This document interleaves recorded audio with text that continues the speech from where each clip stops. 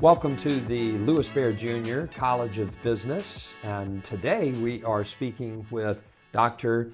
Timothy Ryschon. He has this wonderful idea about bringing foiling to us here in Pensacola. So tell us what's going on. We've got something huge coming up this week that you've been working a couple of years on at least. Indeed. Thank you for your support on this project that goes way back into the 2 years that the planning was in place for this. So the topic is hydrofoiling.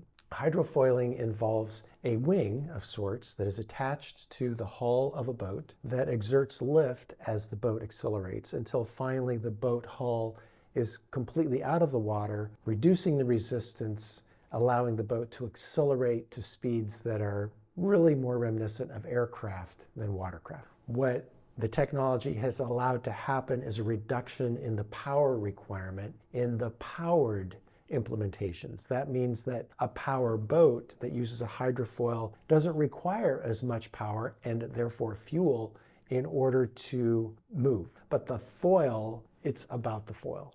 For a variety of reasons, the technology of designing, fabricating, and implementing these foils into watercraft just went to Europe. The fact remains that right now, North America and the United States are 8 years behind Europe in terms of design, fabrication, boat implementation, and correspondingly consumer adoption of these watercraft using hydrofoils.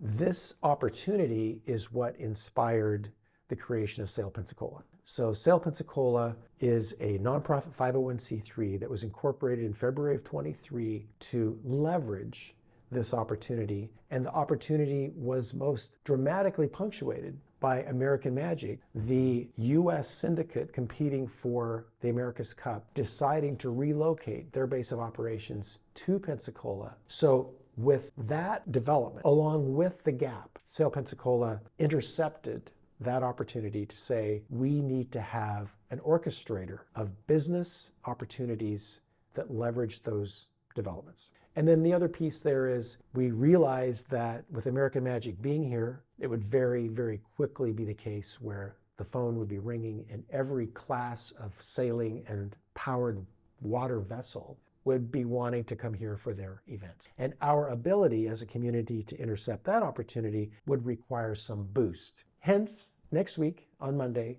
Foiling Week Pensacola launches after nearly 2 years of planning and very wide-scale community engagement that is accelerating even to this moment, in which we will host 14 classes of hydrofoiling sailboats. Each class will be racing for 7 days. And then, in addition to that, the U.S. implementation of hydrofoils on boards is more advanced in the U.S. than in Europe. So we had to create a unique epicenter to support the boards, their culture, and their watercraft. Yeah.